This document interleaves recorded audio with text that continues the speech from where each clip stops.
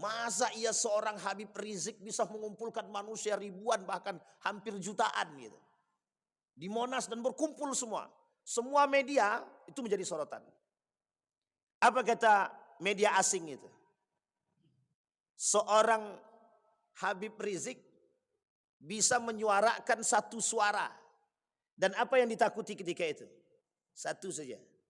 Kalau bicara jihad habis tuh Pak, kata mereka gitu.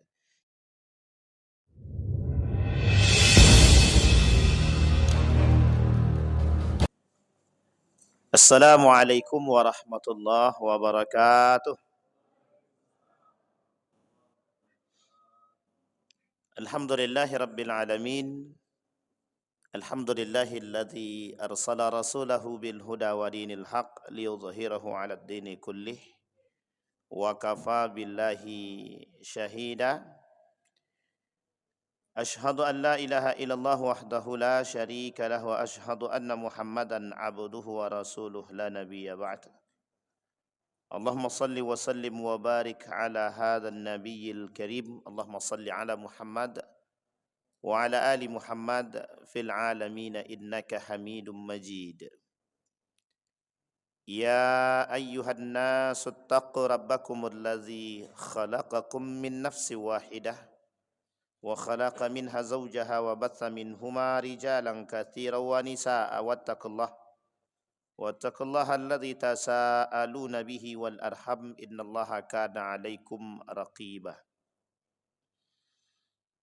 Puji syukur kehadirat Allah dengan mengucapkan alhamdulillahirabbil alamin, bersalawat kepada Nabi dengan mengucapkan Allahumma shalli ala Muhammad wa ala ali Muhammad fil alamin innaka Hamidum Majid.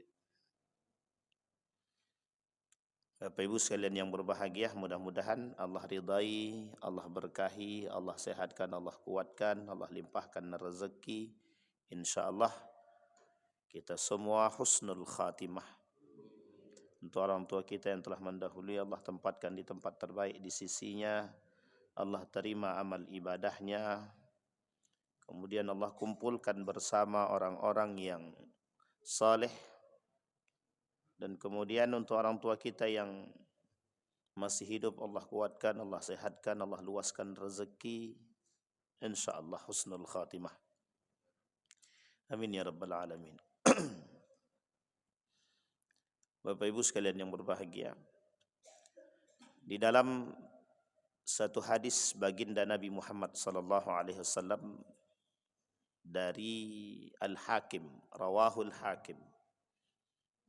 Kata baginda Nabi Muhammad sallallahu alaihi wasallam, an Abi Hurairah radhiyallahu anhu, sami'tu Rasulullah sallallahu alaihi wasallam yaqul. Kata Nabi, sayusibu ummati da'al umam. Wa qala ya Rasulullah, wa ma da'ul umam? Qala al-asharu wal batalu, at-takathur wat tanajusu, at-tabaghut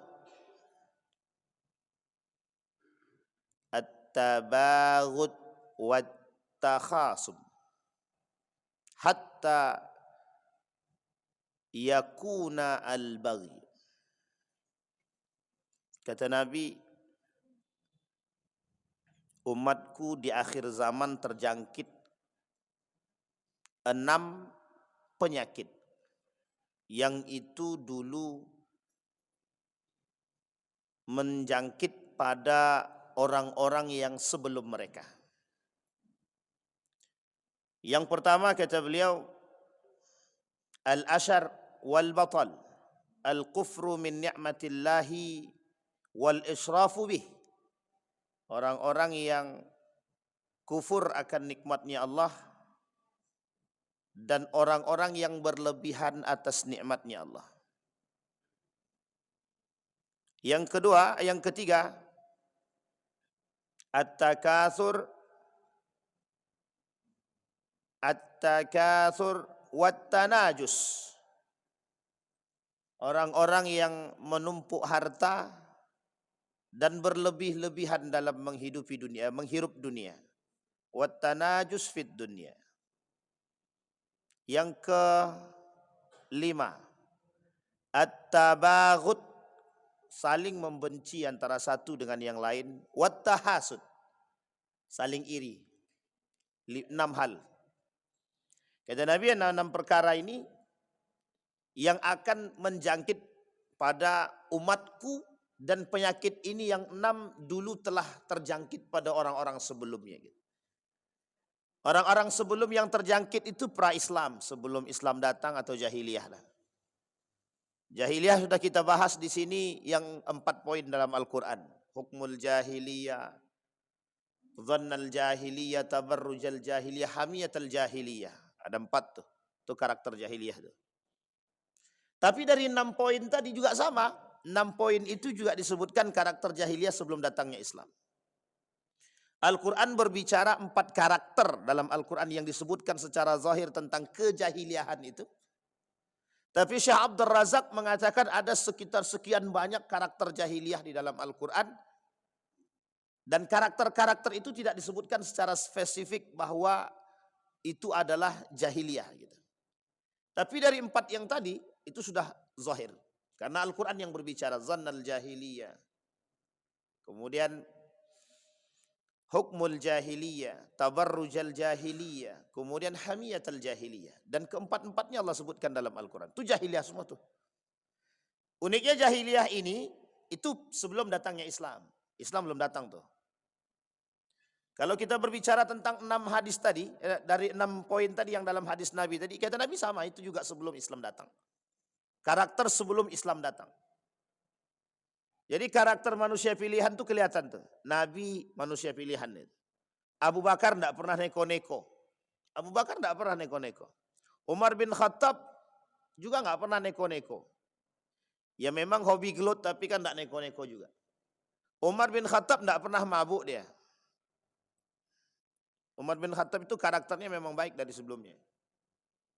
Utsman bin Affan bukan pemain judi dia. Bukan pemain perempuan. Ya kaya memang kaya ada.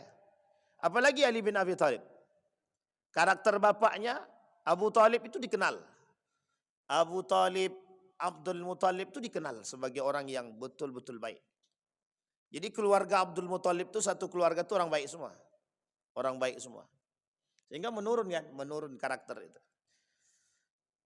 Jahiliyah itu pada masanya itu karakter yang tadi disebutkan oleh Nabi. Yang pertama orang-orang yang kufur dengan nikmatnya Allah. Sebenarnya bukan kufur dengan nikmat Allah karena memang mereka tak pernah bersyukur. Ya karakternya begitu memang.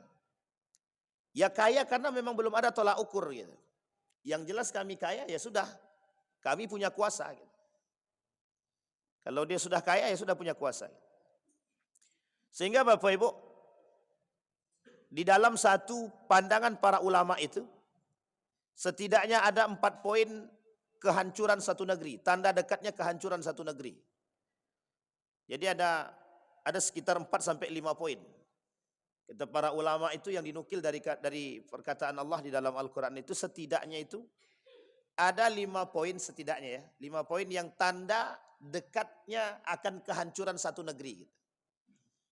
Itu kan lumayan juga itu kalau bicara tanda dekatnya kehancuran satu negeri itu. Salah satu di antara 5 poin itu, satu di antaranya ada namanya orang kaya yang durhaka gitu. Kalau bicara orang kaya mesti kaitannya dengan harta kan gitu. Kaitannya dengan harta.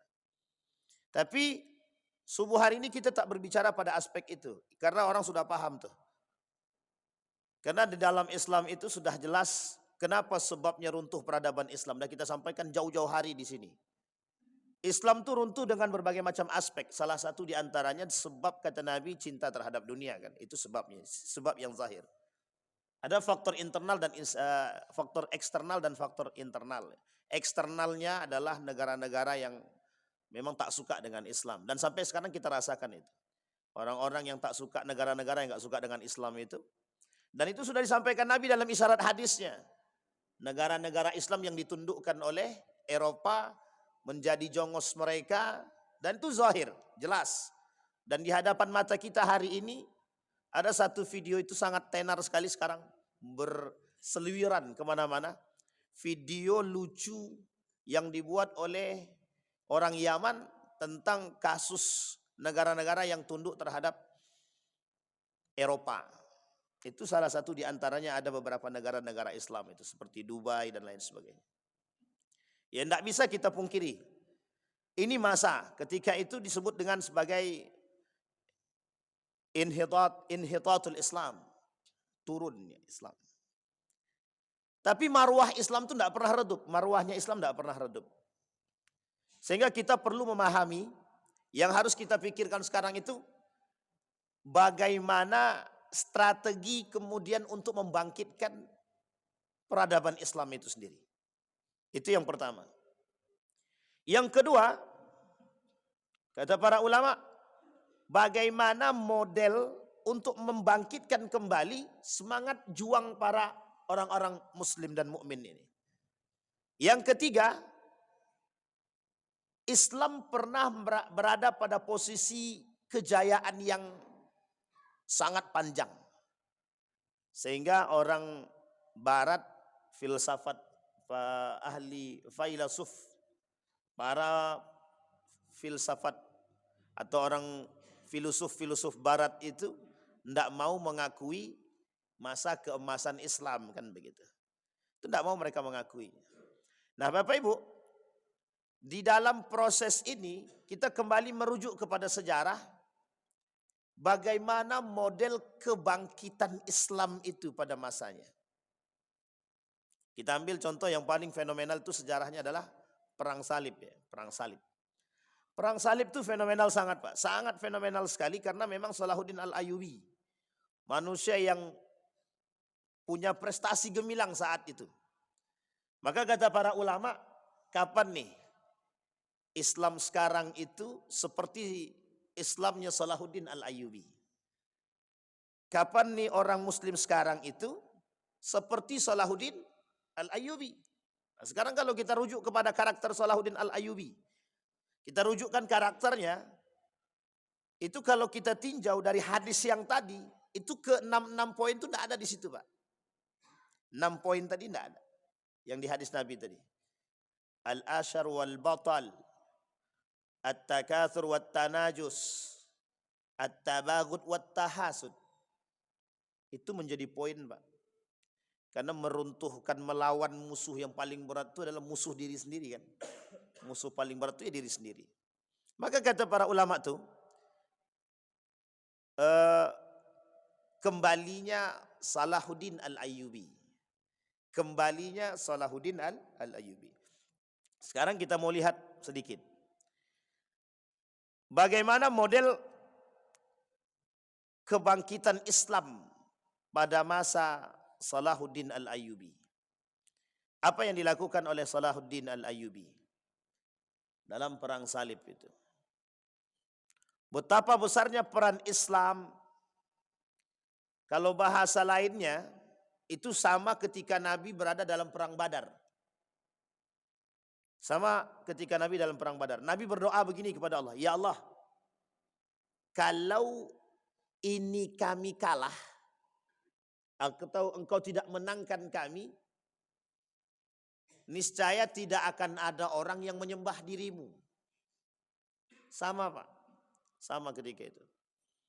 Dalam perang itu motivasinya sama. Islam ini tidak akan kembali berkibar jika memang tidak menang. Makanya disebut dengan perang fenomenal. Itu dalam sejarah sangat dicari. Dan fenomenal betul sejarah tentang Salahuddin Al-Ayyubi. Nah, Bapak Ibu sekalian yang berbahagia. Sekarang yang ingin kita sampaikan adalah begini. Kita nih Bapak Ibu sudah banyak menghadapi persoalan-persoalan itu. Dan saya sudah sampaikan dari awal sampai sekarang. Manusia munafik, pengkhianat dan lain sebagainya kita sudah sampaikan. Dan ini adalah inhitat dan karakter-karakter umat muslim di akhir zaman yang kita nampak. Sekarang apa strategi yang harus kita bangun? Untuk kembali menunjukkan, loh ini loh umat muslim. Yang pertama kata para ulama, kita rujuk pada Syekh Al-Malibar. Dalam kitabnya Irsyadul Ibad. Apa kata beliau?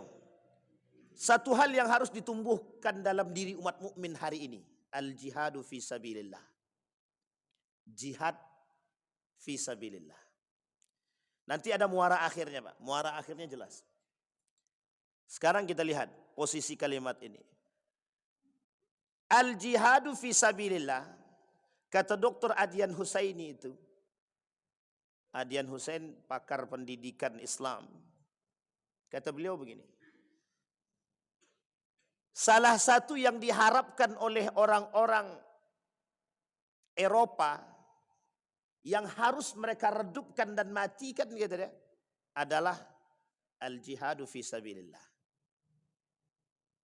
Itu saking mengertinya kaum orientalis terhadap Islam. Saking mengertinya. Karena dalam hadis Nabi ada 3 ibadah yang sangat baik. Sangat baik. Birrul walidain, al-jihadu fi sabilillah. Di antara 3 ibadah yang terbaik itu adalah selain daripada berbakti kepada orang tua, yang terakhir itu ada namanya al-jihadu fi sabilillah. Jihad fi sabilillah. Makanya bahasanya sederhana, Pak. Ketika umat Islam berkumpul rame-rame di Monas itu gempar dunia, Pak. Bukan hanya Indonesia yang gempar, dunia gempar itu. Masa iya seorang Habib Rizik bisa mengumpulkan manusia ribuan bahkan hampir jutaan gitu.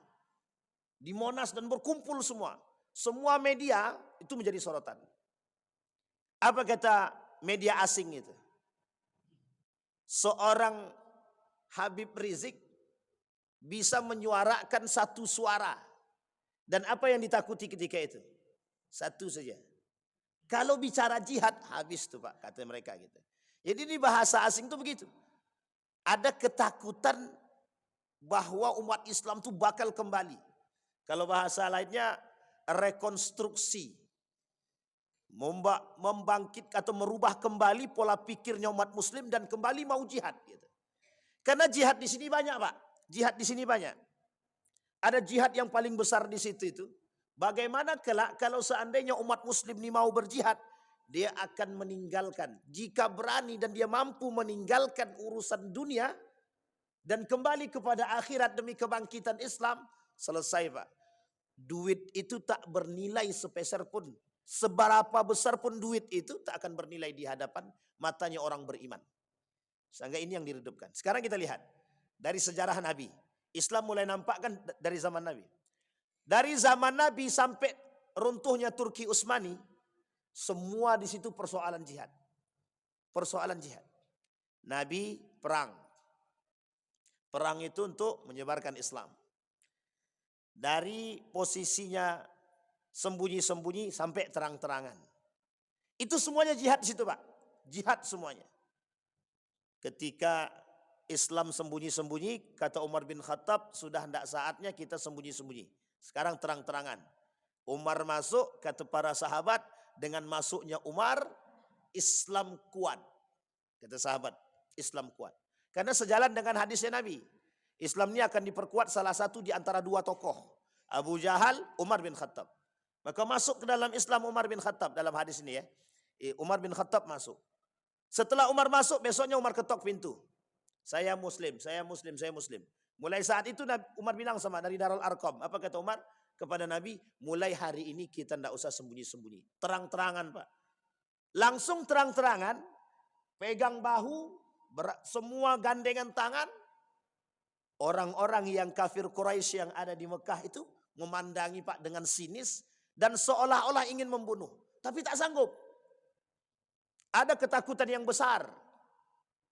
Dengan jumlah yang sedikit, kenapa Allah katakan dalam Al-Quran itu, dalam perang Badar, kam min fi'atin qalilatin ghalabat fi'atan katsirah bi'idznillah, itu yang membuat semangat besar itu semangat jihadnya tadi. Coba bayangkan.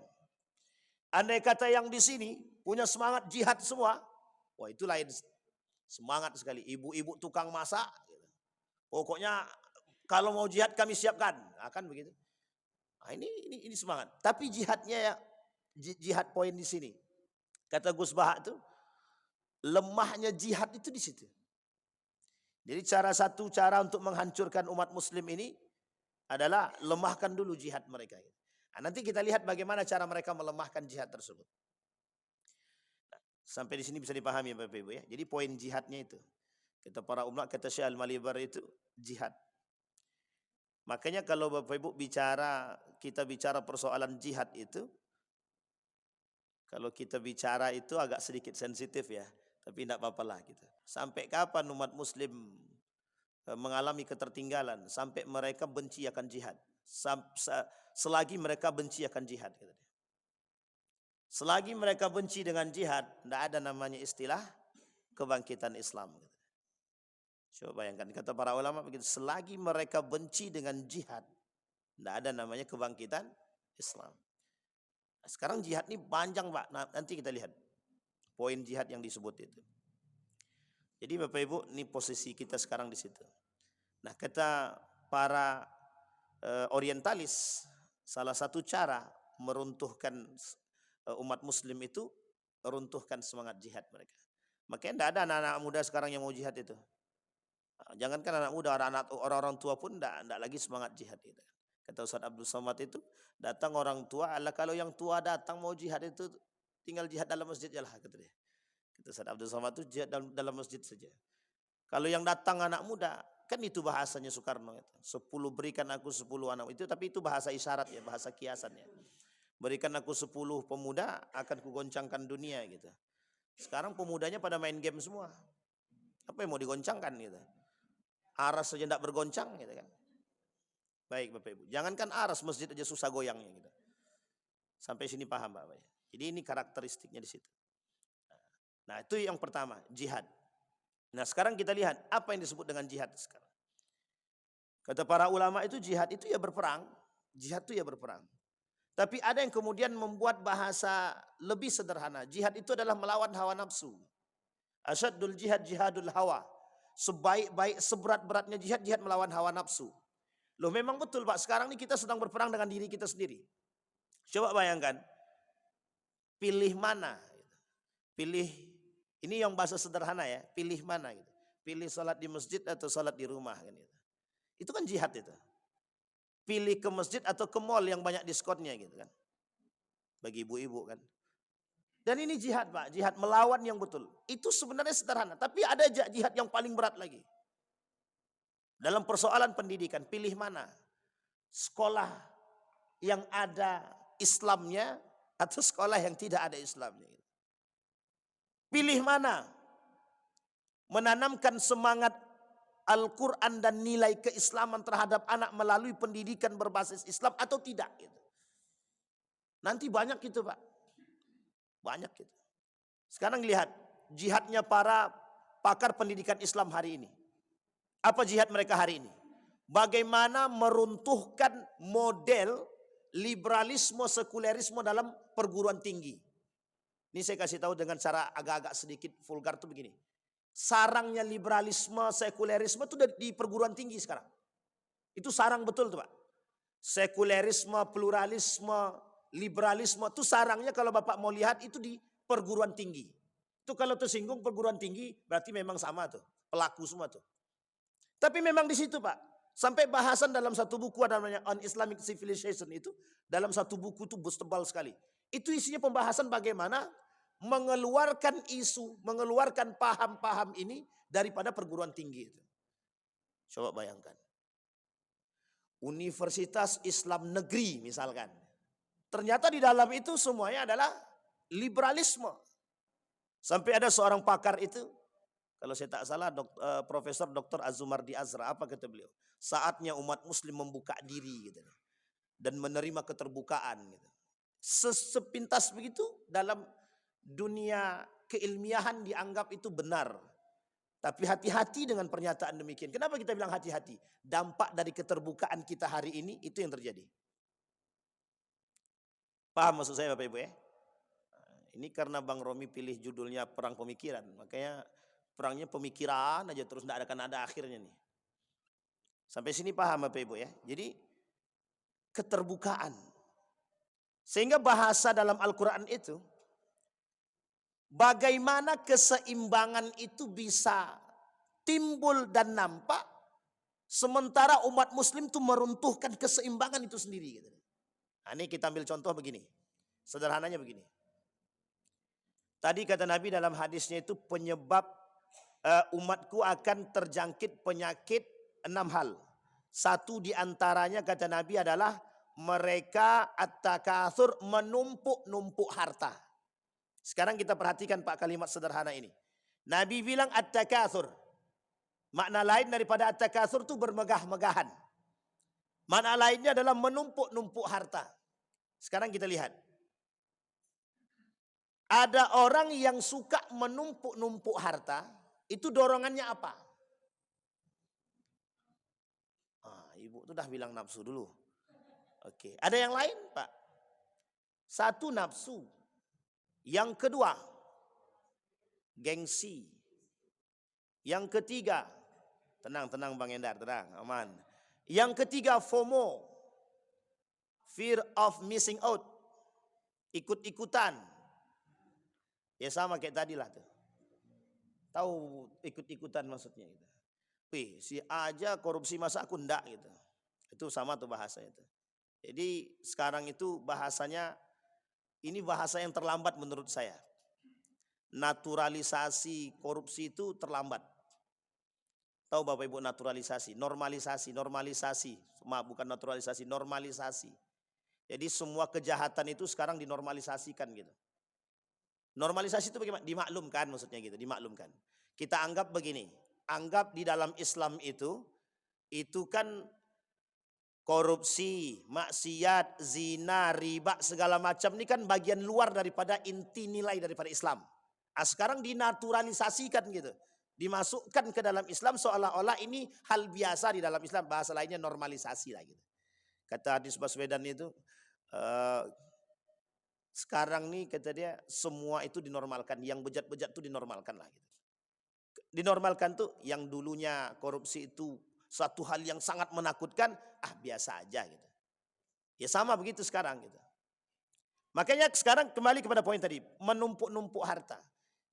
Ada model gengsinya, ada karena nafsu dia, ada karena FOMO-nya gitu, ada karena tekanannya gitu, dan karena ada dorongannya dan lain sebagai aspek atau dampaknya. Pertanyaannya adalah, dalam model seperti ini, betulkah Islam mendorong orang untuk menjadi kaya dengan cara dengan alasan seperti itu? Sekarang saya tanya, betul enggak Islam mendorong umat muslim untuk kaya dengan cara, karena gengsi, karena ingin dipandang orang, karena ingin dilihat orang, karena ingin mendapatkan kemuliaan, karena tekanan? Betulkah Islam mendorong umat muslim untuk kaya karena aspek ini? Enggak sama sekali, sama sekali tidak. Sekarang pertanyaannya, mereka kaya dorongannya apa? Hawa nafsu. Sekarang pertanyaannya, kalau dorongannya hawa nafsu, kira-kira cara yang digunakan untuk memperkaya diri halal atau haram? Ibu ini semangat kali lah. Haram ibu ya. Pokoknya ibu harus suara tuh bu. Haram Pak. Dorongan, cara yang dilakukan pasti yang haram. Karena memang mohon maaf, salah satu cara yang bisa dilakukan untuk menumpuk harta, ya dengan cara yang haram. Sekarang saya tanya, gaji PNS berapa? Nggak usahlah PNS Pak. Apa namanya itu? Sebelum PNS itu apa namanya? Honorer. Tenaga kerja honorer tahun 2023 di Pekanbaru masih ada yang dapat 800.000 per bulan. Kerja dari jam 8, jam 7 sampai jam 4. Gajinya 800.000. Sekarang saya tanya, sudah masuknya dengan sogok, dapatnya cuma 800.000. Kita tidak dalam keadaan menjelekkan yang lain, na'udzubillah, bukan. Tapi kita ingin melihat perbandingan sesuatu hal. Sesuatu yang dihasilkan dengan cara yang haram mesti akan mendapatkan yang, mohon maaf Pak, mohon maaf. Sekarang kita lihat Pak, kondisi itu. 800.000 itu bisa menghidupkan siapa? Anggap dia belum punya anak dan istri. Apa yang terjadi? Kalau dia belum punya anak dan istri, 800.000 cukup.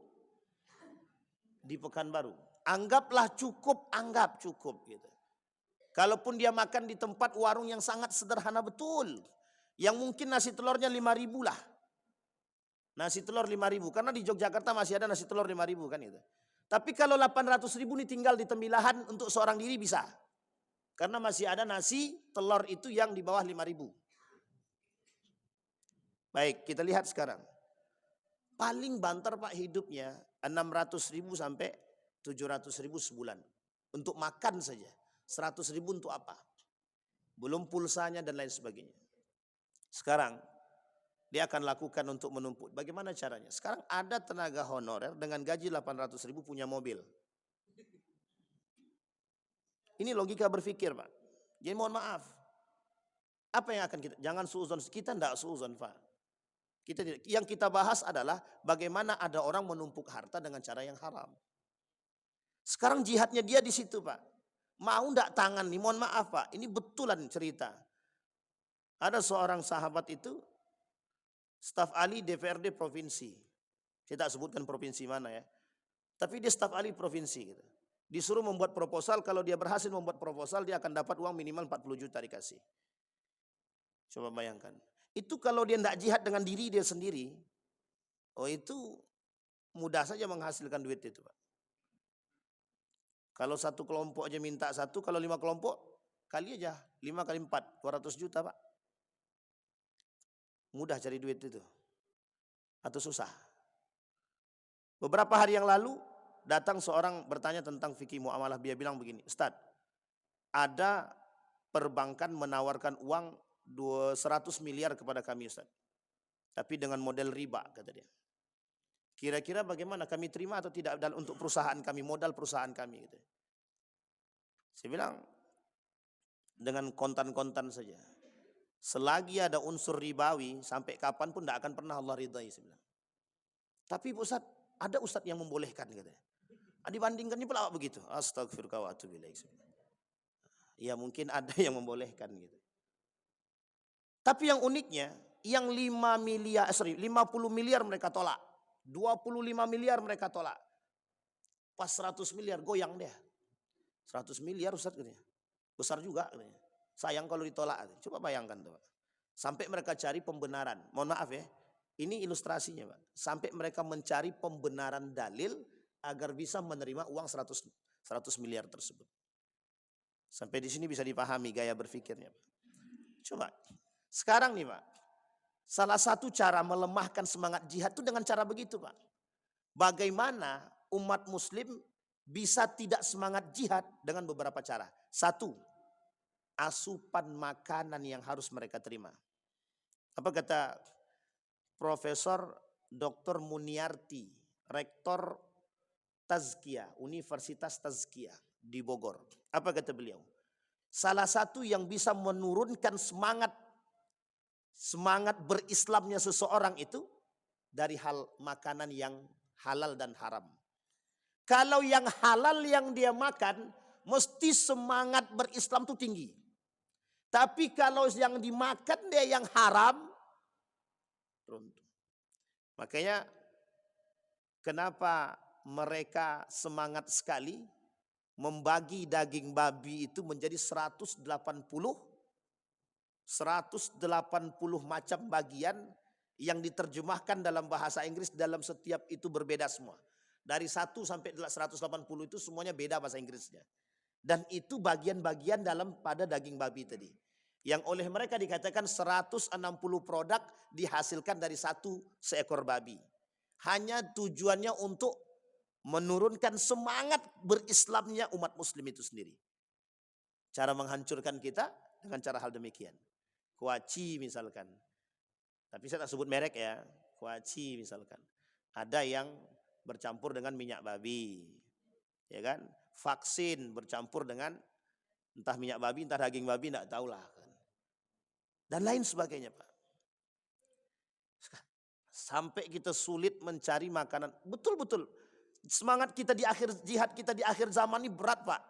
Makanan kita harus cari mana yang sehat, mana yang baik gitu. Kita betul-betul jihad, Pak.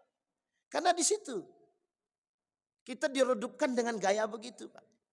Mau enggak mau. Itu satu. Yang pertama tadi cara meredupkannya adalah bagaimana makanan yang kita makan ini halal atau haram. Sekarang kelihatan umat muslim pilih mana, halal atau haram? Halal Ustaz. Sekarang di antara halal itu ada lagi yang baik atau yang kurang baik. Starbucks itu halal tak? Halal. Coca-Cola halal apa tidak? Halal. Ajinomoto halal apa tidak? Halal. Halal semua tuh Pak. Ada merek halalnya, ada label halalnya itu Pak. Sekarang pertanyaannya baik apa tidak? Kan gitu. Nah, itu pandai-pandai Bapak Ibu lah. Sampai sini paham ya Bapak Ibu ya. Dulu pernah terjadi normalisasi babi. Tahu maksudnya normalisasi babi? Diangkat gaya berpikir begini, apa yang membuat babi itu haram? Cacing pita, bersihkan cacing pitanya, jadi halal babinya katanya gitu. Coba bayangkan Pak, sama dengan minuman khamar. Minuman khamar itu apa yang diharamkan oleh Allah? Memabukkan. Berarti kalau kami minum sedikit tidak mabuk, berarti kami tidak haram katanya. Sekarang saya tanya, mabuk minum khamar? Saya pernah diskusi dengan salah seorang mahasiswa, tapi mahasiswa ini pakar di bidang ahli baca kitab. Saya tanya, apa hukumnya minum khamar itu? Mabuk. Mabuk itu haram. Sekarang pertanyaannya apa ilatnya, apa masalahnya? Masalahnya pada mabuknya. Berarti kalau dia minum sedikit tidak mabuk bagaimana? Halal apa haram? Ya haram juga Ustaz, tapi dia nggak mabuk katanya. Iya juga ya. Ragu langsung mahasiswanya Pak. Itu yang dibuat mereka gaya berpikirnya kaum orientalis liberal itu begitu caranya. Sekarang pertanyaannya, mabuk enggak kalau minum sedikit? Enggak mabuk Ustaz. Berarti kalau enggak mabuk haram enggak? Kalau ilatnya adalah keharaman. Tapi keharaman khamar dan judi itu mutlak Pak. Haramnya itu ain dan secara zat juga sudah diharamkan. Jadi mau sedikit kayak mau banyak kayak mau judinya cuman jongkok kayak segala macam haram tetap itu Pak. Sampai sini paham Pak ya? Tapi kan kita dibawa berpikir begitu gitu. Nah orang yang melakukan perbuatan-perbuatan seperti ini, mohon maaf betul. Orang yang membuat perbuatan-perbuatan seperti ini, yang sudah zahir keharamannya, tapi kemudian mereka balik untuk bisa dihalalkan, itu mesti banyak makan yang haram-haram juga. Ada paling tidak. Sekarang kalau kita tanya, siapa di antara kita yang tidak pernah makan makanan hal yang haram? Bukan haram secara makanan, tapi mungkin bisa jadi haram secara pendapatan. Kan kalau kita bicara seperti ini Pak, ini kata Agim, perhatikan betul makanan yang engkau makan. Karena yang masuk ke dalam kita kalau kotor-kotor dia Pak. Itu membahasakan ini yang susah. Sehingga kalau kita fikir-fikir, mohon maaf saya punya seorang kawan penghafal Quran. Apa kata beliau? Ustadz kasih saya kebetulan ngasih beliau sesuatu. Langsung ditanya sedetail mungkin Pak. Sebenarnya saya sangat risih ketika ditanya, tapi berpikir kembali Pak. Ustadz kasih saya ini dari mana? Duitnya dari mana? Kan kalau ditanya begini kan kita agak-agak gimana Pak? Tapi Ustadz mohon maaf Ustadz, ini Ustadz tidak ambil dari yang lain kan? Ini halal kan? Saya bilang ya Allah, saya bilang. Masih juga ragu dia gitu. Halal apa? Tapi mungkin bisa jadi wajar Pak, wajar gitu. Saya tidak mau Ustadz sesuatu yang masuk dalam perut saya ini jangankan yang haram Pak, yang subhat dia nggak mau kata dia. Karena susah saya menghafal Quran katanya. Coba bayangkan Pak jawaban dia. Kami susah menghafal Quran Ustadz kalau yang subhat itu masuk. Yang subhat masuk susah menghafal Quran. Gimana yang masuk yang haram? Itu yang subhat Pak. Paham ya? Bisa dipahami Pak ya? Jadi jangan menormalisasikan sesuatu yang memang sudah tidak baik. Itu kenapa kita harus baikkan gitu. Apa kata beliau? Karena mohon maaf. Yang makan yang haram. Kalau dalam hadis Nabi gini. Orang yang memakan makanan yang haram, masrabuhu haram wa ma'kuluhu haram, wa libasuhu haram wa malbasuhu haram, anna yustajabalah. Allah tidak akan pernah terima tolak. Allah tidak akan pernah menerima doanya sama sekali kata Nabi kan. Sekarang itu doa. Sekarang kita tinjau dari aspek itu. Bapak Ibu boleh cek itu. Boleh cek. Mau lakukan penelitian silahkan. Suruh orang-orang melakukan penelitian. Siapapun dia. Lakukanlah penelitian. Apa dampak daripada makan makanan yang haram? Mesti akan ditemukan Pak. Baik secara ilmiah ataupun non ilmiah. Orang yang memakan yang haram sulit bagi dia untuk menerima yang sifatnya baik itu sulit Pak. Orang yang memakan sesuatu yang haram. Yang sifatnya haram secara jenisnya, fisiknya. Apalagi dengan cara pendapatan yang haram. Tadi makanan kan, sekarang model pendapatan. Cara pendapatannya dengan cara yang haram sama. Dia ada makanan yang haram karena makanan itu sendiri. Yang kedua ada makanan yang halal tapi jadi haram karena pendapatannya. Kemudian ada karena pekerjaan yang haram.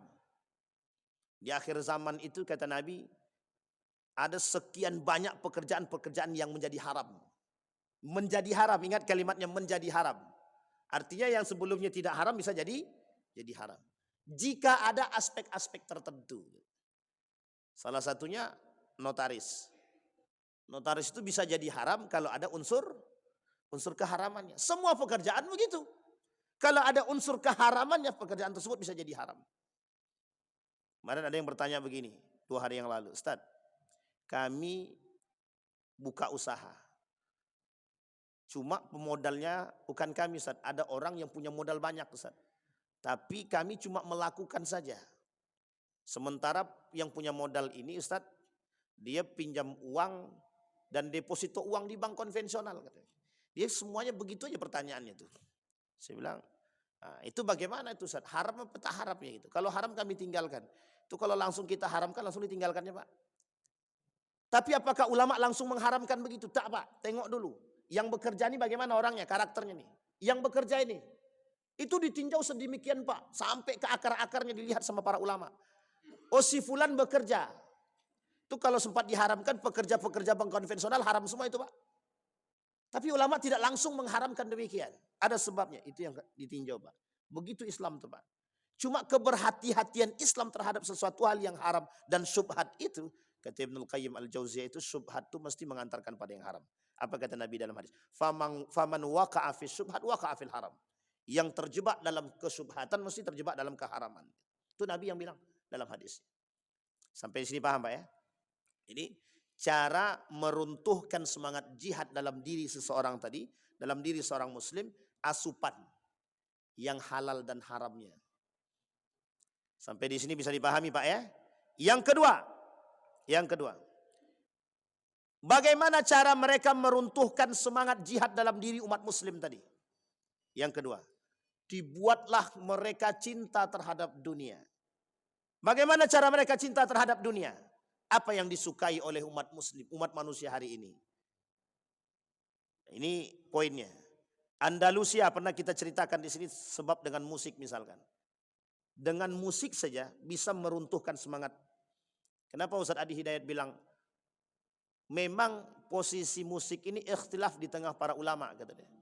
Tapi yang dikhawatirkan para ulama itu adalah, yang dikhawatirkan oleh para anbiya nabi itu adalah, yang dikhawatirkan, yang disebutkan dalam Al-Quran itu adalah melalaikan. Kalau kita bahasakan melalaikan, mohon maaf Pak. Mohon maaf lah Bapak Ibu pasti bisa jawab sendiri kan. Musik mana yang tidak melalaikan sekarang? Uang 17 Agustus saja refleksinya azan berkumandang musik jalan terus. Itu refleksi kemerdekaan tuh. Yang kita syukuri, kita mensyukuri kemerdekaan. Mensyukuri kemerdekaan, tapi mereka tidak tahu kemerdekaan itu diberikan dari anugerah ilahi. Harusnya kan rasa syukurnya jelas gitu. Jogetnya jalan, campur baurnya jalan, judinya oke, khamarnya oke, tapi refleksi kemerdekaan. Di mana letak kemerdekaannya itu? Wallahu alam. Sampai sini paham Pak ya? Musik. Jadi dibuat sesuatu yang bisa menikmati, bisa dinikmati. Eropa pada masanya, salah satu pengaruh musik di Eropa itu pada masa Ziryab, Andalusia. Seorang pemuda namanya Ziryab yang membuat atau memanipulasi Eropa atau merubah Eropa dari yang tidak mengenal musik menjadi mengenal musik. Namanya Ziryab, cari aja. Nanti ketemu tuh Pak, Ziryab. Orang yang mengenalkan musik, semenjak saat dia mengenalkan musik kepada masyarakat Andalusia ketika itu, semua orang bermain musik. Dan semua, bukan semua, mayoritas mengenal musik. Dan mayoritas terlena dengan musik. Semua terlena dengan musik. Nah sekarang persoalan lagi paling sederhana lagi, ketika musik, halal enggak musik itu? Halal, maaf. Mubahkah? Mubah. Sunnahkah? Sunnah. Haramkah? Haram.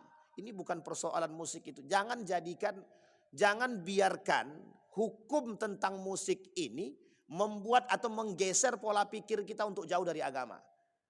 Ya memang dasar kita tidak suka sholat, jangan jadikan musik itu sebagai alasan. Maaf, jangan jadikan hukum musik itu sebagai alasan. Uang hukum musik mubah kok. Tapi Anda lalai dengan sholat loh.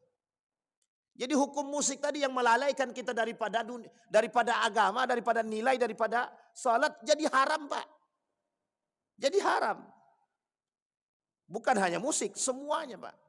Sampai sekarang ada seorang ulama mengatakan dengan spontannya dia katakan, dengan resmi dia katakan, hiburan itu halal kata dia. Hiburan itu mubah kata dia. Tahu yang saya maksud ini Pak? Ini videonya lagi rame kemarin itu. Ada salah seorang ulama di sana, di Timur Tengah itu, ketika ada kasus sorotan yang besar terhadap negara mereka, langsung dia buat satu video, apa kata dia, hiburan itu mubah, boleh. Dengan cara apapun dia hiburan, boleh. Tapi di situ tidak ditambahkan Pak. Kalau bercampur laki-laki perempuan, kalau ada minuman khamar bisa dibolehkan atau tidak? Tidak disampaikan Pak. Karena keharaman sesuatu itu disebabkan karena dampak dan ada unsur yang diharamkan. Nah sekarang begitu Pak. Dibuatlah.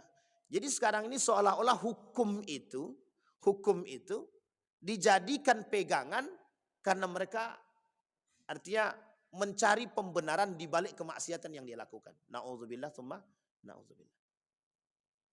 Memang musik itu ada yang menghukumi mubah. Tapi jangan jadikan kemubahan musik itu untuk kita bermaksiat kepada Allah. Kita jadikan alasan bahwa hukumnya itu mubah gitu. Memang kita pelaku maksiat. Sampai sini paham Pak ya? Ini gaya berpikirnya Barat begitu. Cara merutuhkan Islam. Itu dua. Yang cinta terhadap dunia. Sekarang kalau kita berpikir, mohon maaf. Hampir tidak ada yang tidak cinta terhadap dunia. Siapapun mereka. Pak, penyakit ini tidak kenal siapapun. Mau ustadz dia, mau ulama dia, mau manusia biasa dia.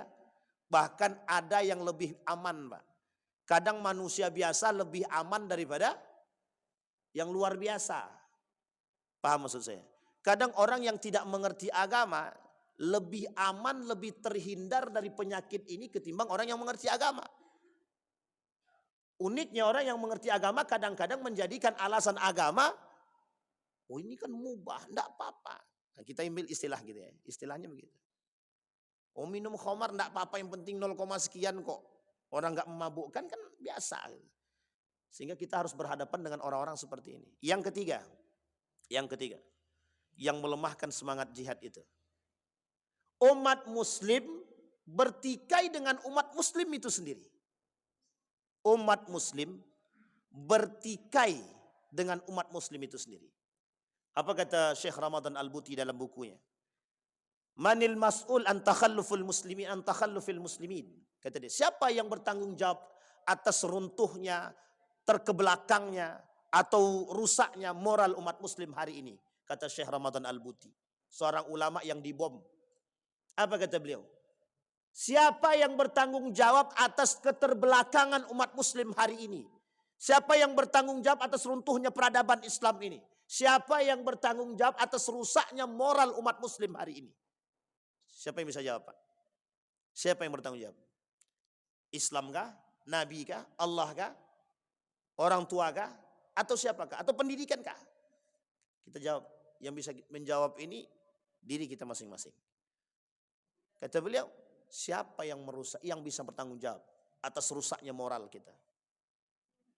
Siapa yang bisa menjawab? Siapa yang bertanggung jawab atas jauhnya umat mukmin hari ini dari semangat jihad? Ini baru jihad aja nih, belum yang lain. Sampai sini paham ya? Baik. Jadi posisi kita jihad ini sengaja semangat jihad ini sengaja diredupkan dalam diri umat mukmin itu sendiri. Makanya mohon maaf, kenapa ketika Habib Rizik itu membuat satu skema, saya tidak sedang memuji ya, tidak dalam sedang memuji, kita mengambil permisalan saja. Dan betapa banyak orang yang mulai menggerogoti sedikit demi sedikit untuk merusak itu. Karena jangan sampai umat muslim itu bersatu. Dan itu sudah menjadi bahasan penting dalam orientalis. Kami pokoknya harus merusak umat muslim. Itu hukumnya wajib. Nah, gitulah bahasanya Pak.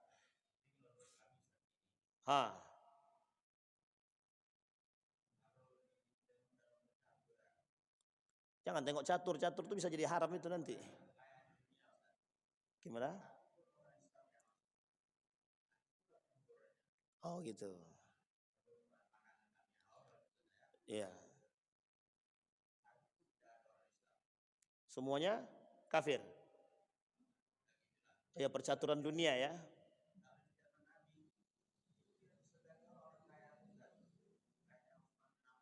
Ya, Abdurrahman bin Auf, Abu Bakar ya. Baik. Sama-sama Pak. Bagus Pak. Alhamdulillah. Betul Pak. Sekarang sebenarnya banyak orang-orang muslim yang perhatiin itu banyak. Sekarang nih, mohon maaf Bapak Ibu jangan tersinggung ya. Umat muslim hari ini banyak yang punya misi yang sama dengan kita. Banyak. Cuma untuk disatukan itu, ini yang menjadi problem kita hari ini. Misal. Ini saya kasih contoh ya, kasih contoh. Tapi jangan dibawa kemana-mana. Misal, Bapak Ibu ikut kabilahnya Muhammadiyah misalnya. Yang lain ikut kabilahnya Persis misalnya. Yang lain ikut kabilahnya A gitu. Jadi yang menjadi persoalan kita sekarang ini setiap kabilah ini punya keinginan untuk menjunjung tinggi nilai Islam. Semua sama. Izzahnya sama. Pokoknya kami li'ilai kalimatillah sama. Semua sama. Sekarang kan sudah ada nih. Gimana caranya menemukan ini dalam satu ruangan. Yang kemudian dalam satu ruangan ini yang sudah ada kelompok ini. Yang sama misinya ini. Kemudian menebarkan itu kepada yang lain. Sehingga bisa menggandeng yang lain. Sebenarnya kita cuma butuh itu. Sesederhana itu. Sebenarnya. Cuma. Ada cumanya. Kenapa kok susah kali? Itu poinnya Pak. Sampai di sini paham Pak ya. Sekarang saya sampaikan lagi. Mengapa tidak bisa kita menyatukan umat muslim satu persepsi? Itu kata beliau tadi dalam buku itu. Asbabul mutafarriqin. Sebab terpecahnya umat muslim kata beliau. Wal mukhtalifin. Al-ikhtilaf. Terpecahnya umat muslim itu ada banyak dampak. Ada banyak sebabnya Pak. Satu di antara sebab tersebut, kita ambil faktornya eksternal bukan internal. Dia ada faktor eksternal dan internal. Kita ambil faktor eksternal. Sampai kapanpun mereka tak akan senang kalau kita bersatu. Tak akan. Sampai sini paham ya Pak ya? Nah maka di sini Pak poinnya. Artinya yang saya ingin katakan kepada kita, Islam ini itu kalau kita tinjau dari sisi kebangkitannya, itu sebentar lagi Islam ini bangkit Pak. Kita ambil contoh. Kenapa saya bilang Islam ini akan bangkit? Karena sudah janjinya Allah kan. Sudah janjinya Allah akan kebangkitan Islam. Sudah janjinya Allah atas kemenangan atas Palestina. Sudah janjinya Allah kemenangan atas umat muslim hari ini. Itu sudah janjinya Allah. Kenapa kita katakan sudah janjinya Allah? Kita lihat Pak karakternya Pak. Pada masa baginda Nabi, Islam mulai berjaya. Berjayanya Islam karena persatuan. Persatuan Pak. Umar bin Khattab bilang yuk rame-rame. Gandengan Pak. Dari pertama kali Islam mulai terang-terangan. Sampai mereka diusir. Pindah ke Madinah. Semua bergandengan tangan. Semua bergandengan. Siapapun yang masuk, yang menyusup dari kalangan mereka. Mesti terpental. Karena masih kuat. Itu kan sedikit Ustaz jumlahnya. Kita ambil permisalan dulu. Salahuddin Al-Ayyubi. Pada masa Umar bin Khattab. Mulai ekspansi keluar Pak. Umar bin Khattab. Keluar ekspansi. Islam dibanggakan. Izzah Islam ditegakkan. Semangat orang-orang berislam ketika itu jelas. Sampai sini paham Pak ya? Tidak ada yang tidak Pak. Sampai Umar bin Khattab mengatakan semuanya punya. Kalau kalian berperang, pokoknya mati syahid. Sekarang kita nih kurang ya. Menyampaikan kalimat mati syahid itu bagi penjihad itu. Orang udah takut mati semua gimana? Tapi adakah cara yang lain yang bisa kita angkat? Ada. Ada cara yang lain. Ada Pak. Peradaban, ingat Pak satu hal yang harus kita pahami. Islam tidak akan pernah dihinakan. Karena Islam yang punya bukan kita. Yang punya Islam ini Allah. Islam pasti akan bangkit dan dijaga. Umat muslim yang menjaga marwahnya Islam, dia yang akan membangkitkan kembali Islam itu. Mohon maaf, kenapa rakyat Palestina kokoh dengan itu? Itu tujuan mereka, Pak. Kami mulia dengan Islam. Sekarang pertanyaannya, umat muslim bangga nggak jadi muslim? Itu aja. Ini poin terakhir sebenarnya. Kenapa Erdogan berani mengatakan identitas kita sebagai seorang muslim? Tidak bisa dilepaskan, Pak, politik identitasnya Turki tidak bisa lepas, Pak. Apa kata masyarakatnya? Kami sudah capek dengan gaya seperti ini. Akhirnya Fethullah Gulen dengan Erdogan dalam partai pemudanya membangkitkan semangat politik identitas agama. Nah, sekarang pertanyaannya, politik identitas agama itu yang diruntuhkan? Pokoknya kita diruntuhkan dengan cara itu. Apapun caranya harus diruntuhkan. Nah sekarang yang harus kita lakukan apa? Umat muslim itu sendiri. Kemana Anda bermuara, bagaimana caranya? Mulai dari rumah Anda masing-masing. Kata Agim penting, Pak. Mohon maaf, kata-kata Agim ini dari dulu sampai sekarang sejalan tuh, Pak. Kenapa saya bilang sejalan? Perlu adanya pendidikan agama di rumah khusus bagi kita. Tapi skalanya yang besar kita butuhkan, Ustaz. Betul, kita butuh skala besar sekarang. Bagaimana peran para ulama dan umara hari ini? Ada caranya? Ada. Perbaiki dulu sistemnya. Nah ini masalahnya, Pak, sistem ini. Itu yang dikatakan beliau tadi. Bagaimana kita bisa memperbaiki sistem sementara kita tidak di dalam, Pak? Ini poinnya, Pak. Sekarang yang kita rubah sebelum itu, yang harus kita rubah pola pikir masyarakatnya, Pak. Kalau masyarakatnya masih menerima dan masih memilih orang-orang yang mohon maaf pelaku maksiatnya gimana? Sehingga mohon maaf, Pak, kita sekarang ini berpikir begini, adalah malas saya jadi anggota dewan, nanti duduk jadi penjahat juga, katanya.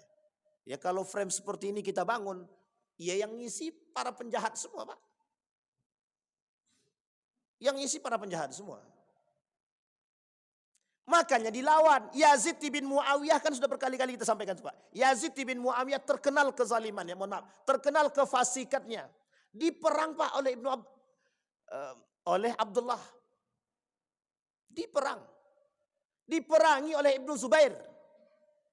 Kenapa diperangi? Apa jawaban mereka? Kezaliman harus dilawan. Nah, sekarang frame kita adalah bagaimana merubah pola pikir masyarakat ini agar bisa berperang melawan kezaliman. Ustaz, kami cari makan dari situ. Gimana kami mau memerangi kezaliman? Itu masalahnya, Pak. Sampai sini paham ya, Bapak Ibu ya? Baik, sekarang pertanyaannya kita kembalikan. Apakah perkataan Nabi itu terbukti hari ini? Al-ashar wal batal, al-kufru min ni'matillahi wal israfu billah, wal israfu bih. Terbukti tidak perkataan Nabi orang hari ini kufur dengan nikmat Allah, orang yang berlebihan dengan nikmat Allah? Terbukti tidak hari ini orang-orang menumpukkan harta, orang-orang berlebihan dengan dunia, orang-orang yang saling membenci dan saling melakukan iri hati? Penyakit ini, Pak, yang tertanam dalam diri kita sekarang. Bagaimana caranya membersihkan penyakit ini dari diri kita dulu? Ini yang penting, Pak. Yang kedua yang harus kita lakukan selain daripada jihad, merubah kembali sistem pendidikan kita. Nah, ini, Pak, mohon maaf, ini kita sampaikan rekomendasi. Adyan Husaini, Hamid Fahmi, Zarkasi, Adnin Armas sudah dan lain-lain sudah merekomendasikan model pendidikan khususnya untuk pendidikan agama di sekolah-sekolah. Agar apa? Untuk merubah sistem pendidikan. Justru yang merekomendasikan ini, ya model pendidikannya nggak dipakai. Kenapa? Ya karena kita nggak punya posisi. Nah, jadi berarti kompleks penyakit kita ini serta optimisme. Jangan pesimis, tapi kita wajib optimis. Makanya kata yang dikatakan oleh guru saya tadi, kata beliau, coba mulai dari diri kita sendiri. Mesti akan ada perjuangan itu, kata Dr. Mustafa Umar itu. Perjuangan itu tidak harus dinilai dalam waktu dekat. Anda berbuat hari ini, jangan berharap 10 tahun yang akan datang Anda petik, jangan. Berharaplah, tapi kalau bisa 10 tahun bisa kita petik itu lebih baik. Tapi maksud beliau, itu jihad tuh di situ Pak. Berbuat hari ini, dan jangan pernah berharap bahwa itu akan datang secepat mungkin, tapi teruslah berbuat karena kelak mesti akan terjawab. Itu dia Pak, kata beliau. Jadi Ridwan kata dia, sama saya waktu itu nasihatnya. Berbuatlah sekarang. Mungkin baru bisa dijawab oleh Allah hasil perbuatan kita nih, yang baik ini, mungkin pada generasi kita, setelah kita. Bisa jadi generasi setelahnya, kata beliau. Artinya, jangan pernah berhenti berbuat. Nah itu yang sekarang harus kita tanamkan dalam diri kita. Kita sekarang merubah pola pikir kita untuk yang baik, terus yang baik. Jangan pernah berpikir bahwa apa yang kita buat ini tidak ada hasilnya. Nah, sikap inilah yang sekarang ini ada dalam diri umat muslim. Seolah-olah kita merasa capek dengan apa yang kita buat daripada yang baik. Nah inilah yang terjadi. Udahlah capek, toh umat muslim juga segitu-gitu aja, begitu-begitu aja. Itu yang terjadi Pak. Mohon maaf. Mengapa Palestina kokoh meskipun dibombardir taruhannya nyawa? Itu yang harus kita jadikan patokan hari ini Pak. Mereka dalam keadaan lapar masih bisa bertahan, akidah masih aman, tidak berubah sedikit pun. Mengapa kita yang akidahnya jelas, kondisinya aman, kok bisa merubah akidah kita, kok bisa kita rubah hukum kita, kok bisa kita rubah? Karena perut kita sudah diisi dengan yang haram. Maka jangan pernah memasukkan sesuatu yang haram ke dalam perut kita, akan merubah pola pikir segalanya. Sampai di sini bisa dipahami Bapak Ibu ya, dua hal. Nanti kita lanjut di pertemuan yang akan datang, poin-poin selanjutnya. Karena dua hal tersebut yang bisa untuk kita jadikan patokan untuk membangkitkan semangat atau kemudian peradaban Islam. Yang pertama jihad, yang kedua reformasi, bukan reformasi ya, rekonstruksi pendidikan. Yang pertama jihad, yang kedua rekonstruksi. Nanti insya Allah poin-poin selanjutnya kita sampaikan di pertemuan yang akan datang dengan izin Allah.